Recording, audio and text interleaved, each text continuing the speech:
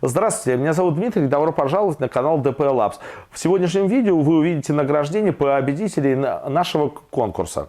Сегодня у нас в гостях Денис из Ульяновска, который победил в номинации «Электрический квадроцикл». Сейчас он вам расскажет об особенностях его проекта. Прошу. Собственно, добрый день.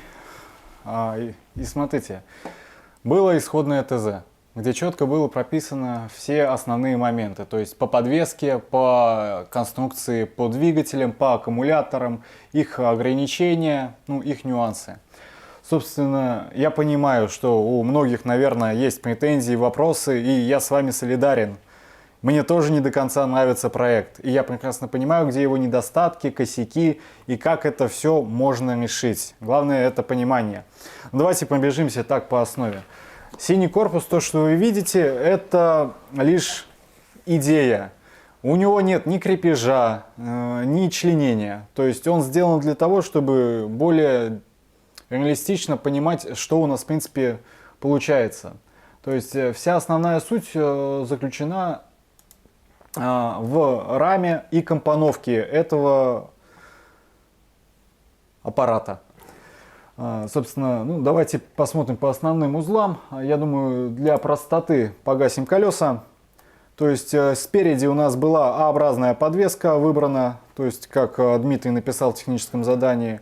Были использованы при проектировании, то есть существующие агрегаты, детали, то есть амортизаторы, например, диски, тормозные колодки, привода, и, вы поняли, к чему я клоню, то есть все было выбрано из существующих элементов. В процессе проектирования было изучено множество документаций, связанной, например, с уже существующими АТВ, то есть квадроциклами. Я взял для изучения, чтобы вникнуть в тематику, несколько собственно, квадроциклов. Это Yamaha, Polaris, Segway и Can-Am. У каждого из них была своя схема. Я просто показываю несколько картинок, чтобы понимать. Было изучено, почему у них так сделано. Собственно, есть понимание, что они хотели этим показать, как они это реализуют. То есть было довольно детально, допустим, абсолютно разные рамы у двух плюс-минус одинаковых квадроциклов. То есть тут нет никаких размеров, то есть нигде вы не найдете их габариты и так далее. Можно видеть только картинку, как оно находится и сочленяется друг с другом, и делать из этого выводы. Чтобы понять размеры, например, некоторых критически важных узлов, потому что документация на них не всегда дает всю нужную вам информацию, берем картинку, добавляем ее в саппор, накладываем на нее размеры и пытаемся соотнести. Собственно, что еще хотел сказать. Основные элементы по квадроциклу были добавлены, то есть подвеска, все, что необходимо, рулевые тяги, стабилизатор, все крепления. Переходя к нулевому управлению, было, собственно, как и требовалось, добавлен электроусилитель руля. Как-то так выглядит. Соответственно, спереди у нас расположен дифференциал, два двигателя. Да, выбрана такая компоновка, но, как, возможно, потом Дмитрий скажет, все будет изменено, как вы могли догадаться, так как в конкурсе несколько направлений работы. Вы, наверное, догадываетесь, какие будут стоять двигатели, контроллеры и так далее. То есть компоновка это не финальная, но суть можно уже уловить. Почему двигатель, например, выбран с этой стороны? Потому что жесткие требования были по объему батарей, контроллера и зарядного устройства. То есть вписать их в данное пространство было не то чтобы легко. Да, вы можете сказать, что тут много места, но, во-первых, система охлаждения, выглядит она сейчас как полный бред. Я это прекрасно понимаю, сделано. Она выглядит скорее Странно. Она странна, да, ну потому что вы можете, горячий воздух идет и почему-то идет сюда. У меня было 3 минуты, работали как есть. А по идее, у нас холодный воздух подходит к отсеку с оборудованием снизу, теплый воздух отводится сверху и уходит в выхлоп сзади. Также 2 радиатора стоит, один спереди, один сзади. Соответственно, один на передний двигатель охлаждения, один на охлаждение заднего двигателя. Либо уже контроллера и зарядного устройства, как собственно прописано в техническом задании.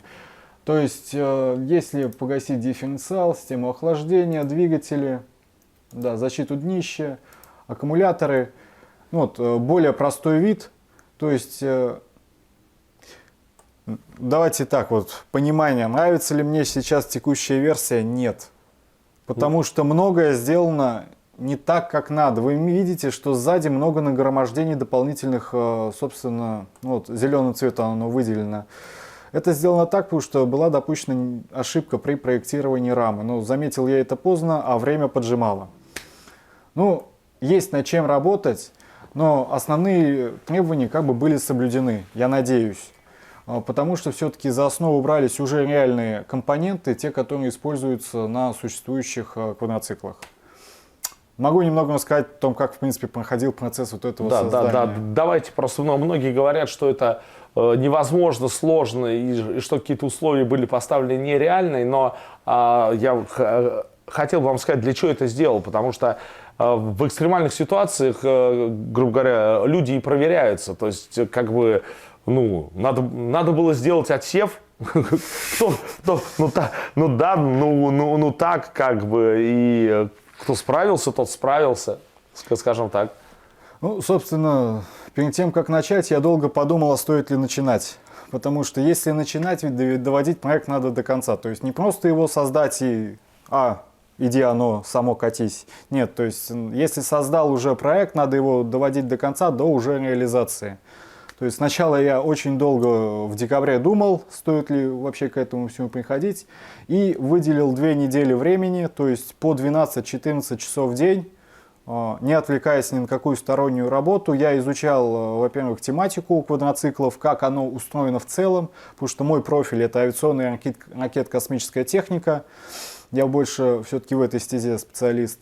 Но учитывая, что в интернете большое количество документации и, в принципе, даже видеообзоры могут дать тебе понять о том, что перед вами, спустя несколько дней начал втягиваться в тему, потихоньку начал эскизировать на листах, постепенно переводил все это в 3D-модель в SAPR, проводил, естественно, предварительные расчеты, хоть это и моделировалось все в Siemens NX, расчет я проводил в T-Flex. Там было проще, я понимаю, что в Siemens NX есть свой прочностной анализ, но каждый работает как ему удобно. Главное — результат.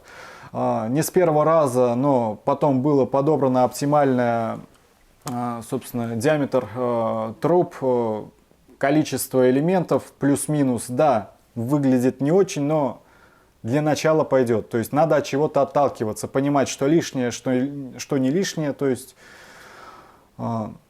Ну вот как-то так. Ну в основном это, да, это жесткие 2 недели работы, 12-14 часов. Ты просыпаешься с мыслью о квадроцикле, ты засыпаешь с мыслью о квадроцикле.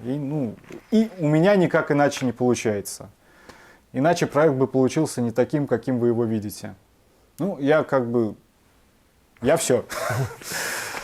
Хорошо, я надеюсь, господа, поняли, почему первое место досталось Денису, и вопросов, я думаю, далее не возникнет. Почему-то все уперлись в дизайн, но он просто хотел сделать закон. Это правильно, то есть если ты что-то презентуешь, сделай красиво. Просто некоторые смотрят по красоте. Естественно, мы не на дизайн обращали внимание. Мне понравился. Тут важен был просто подход к работе. Потому что, конечно, это же мы не можем прям взять и из этого делать прототип. Тут много работы еще. И еще всякой. Но, по крайней мере, понятно, что Денис может, его квалификация и подход к работе, который мне очень понравился. Почему называется бивер? Ну вот, если вы видели рендеры там на предыдущем видео, почему бивер? Ну, в один момент он стал похож на бобра. Да, есть немножко. Я не планировал его делать таким, судьба. Но это не значит, что он останется таким. Естественно, Когда дойдет речь до корпуса, там уже будет обсуждение, каждый выскажет пожелания, и от этого будем отталкиваться. Сейчас главное, насколько я понимаю, для нас это силовая конструкция, и чтобы провести первый выезд. То есть сделать минимальное вложение усилий для того, чтобы его поставить на ноги, испытать и понять, в чем мы ошиблись. И сделать лучше, естественно. Итак, господа, что я подумал в данной экономической, политической ситуации?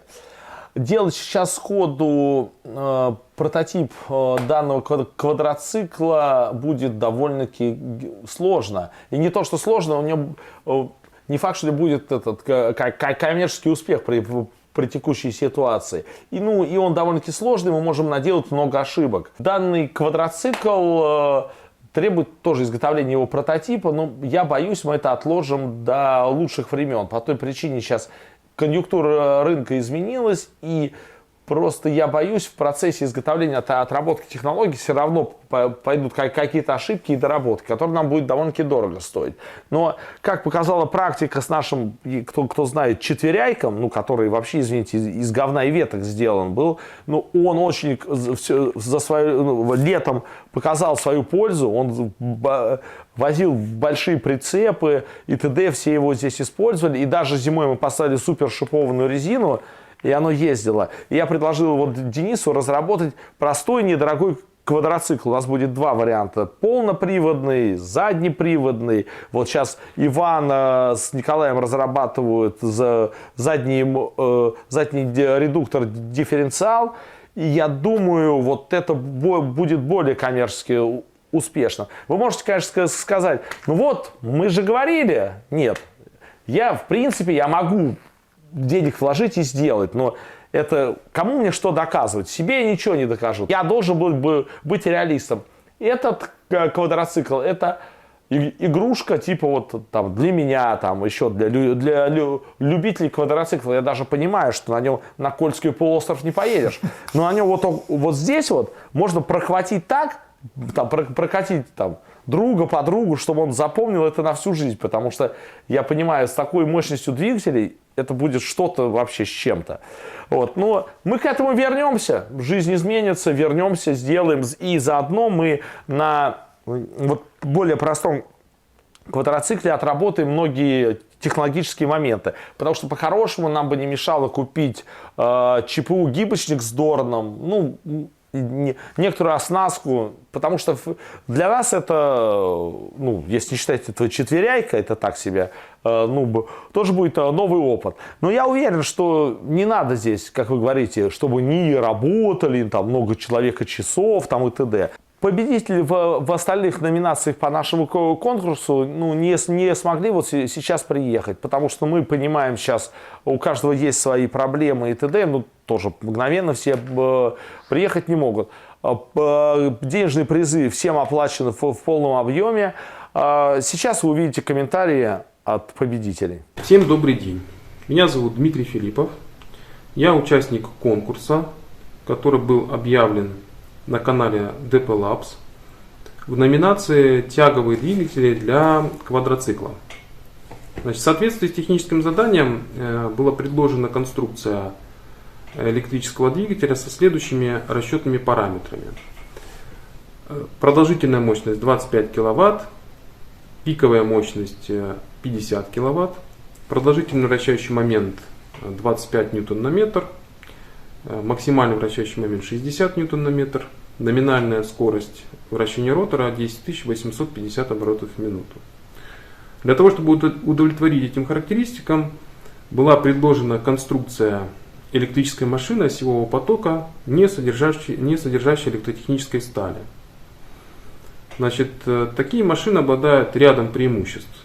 Во-первых, они получаются очень компактными, легкими в производстве, технологичными, и обладают повышенными показателями энергоэффективности. Чем это обусловлено? Во-первых, отсутствие стали в конструкции приводит к отсутствию потерь в стали, поскольку все современные машины работают на достаточно высокой частоте, а с ростом частоты возрастают потери в стали, это потери на перемагничивание и потери на вихревые токи. В машине, в которой сталь отсутствует, соответственно, и будут отсутствовать потери в стали. Второе важное преимущество заключается в том, что электротехническая сталь обладает неприятным свойством, это магнитное насыщение. То есть электрическая цепь, магнитная цепь будет обладать свойством магнитного насыщения.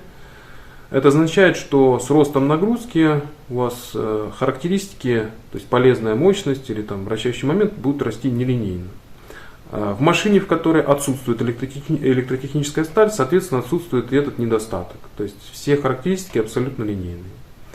Дальше отсутствует необходимость организации штампованного производства. То есть не нужно штамповать пластины. Штамповка пластины стали — это всегда, во-первых, отходы. Если штамповать большими количествами, то отходов будет много. И это, вообще говоря, не такое уж и простое и дешевое производство. Постоянные магниты. В таких машинах масса постоянных магнитов, она, конечно, превышает массу магнитов в двигателях, где есть железо. Но они не такие дорогие, как некоторые пытаются показать. Вот. Если организовывать серийное производство, то это все вполне достаточно будет рентабельно. Ну, кто-то высказывает сомнения о том, что это можно ли такое изготовить, что это все чисто теоретические какие-то расчеты. На самом деле это не так. Есть исследования мировые, но и вот в моей лаборатории имеются лабораторные образцы, которые мы изготавливаем, испытываем, все это подтверждается. Ну, хочу показать наш стенд. Здесь как раз представлена машина вот похожего типа осевого потока. Вот. Синхронный двигатель, датчик вращающего момента, Мактрол ТМ-311. То есть все эти наши исследования, они подтверждаются не только расчетом, но и экспериментально. Вот будет интересно изготовить образец для квадроцикла, установить его на сам квадроцикл, провести испытания в условиях близких к эксплуатации. Ну и сравнить там, скажем, с какими-то другими техническими решениями. Здравствуйте, меня зовут Андрей. Я один из участников конкурса лаборатории DP Lab по разработке электродвигателя для электротранспорта. Про этот конкурс я узнал в середине декабря от знакомых, они мне сбросили ссылку на YouTube-канал. Ну, прежде всего, не с точки зрения конкурса, а с точки зрения просто идей, что чем люди занимаются. Вот. Посмотрел материалы, ну, заинтересовал проект, конкурс, вот, и решил участвовать в нем. Сам проект занял у меня порядка месяца работы. Вот, это половина этого срока, это как бы поиск каких-то решений, раздумий, да, и половина месяца это, ну, уже верстка конкретного проекта. Вот, конечно, меня удивило то, что как бы лаборатория берется за такие серьезные вещи. Там и охвачен и инвертор, и квадроцикл, и тяговая машина, и зарядное устройство. Вот, конечно, как бы очень такой разносторонний получается охват. Вот, ну, знаете, как заинтересовало, откровенно говоря. Заинтересовало прежде всего с какой стороны, что сами организаторы изъявляют желание заниматься такой специфической кухней, как двигателестроение. Тем более двигателестроение для электротранспорта, потому что это, ну, настолько огромный рынок с огромным множеством решений, вот, и найти себя в нем достаточно сложно. Вот. Конечно, что хочется в целом сказать про конкурс такого плана. Организаторы, например, сделали очень интересный момент. Они выложили все результаты на всеобщее обозрение, да, то есть сделали это все максимально прозрачным. Вот. И мне, например, да, вот как одному из участников было, например, как бы с профессиональной точки зрения и вообще интересно ознакомиться с другими проектами, даже не только в части электродвигателя, а вообще как бы по всему объему, по всему объему работ. Вот, за это как бы им, ну, отдельный плюсик огромный, потому что они не стали из этого делать какую-то коммерческую тайну, а то есть все выложили на всеобщее обозрение.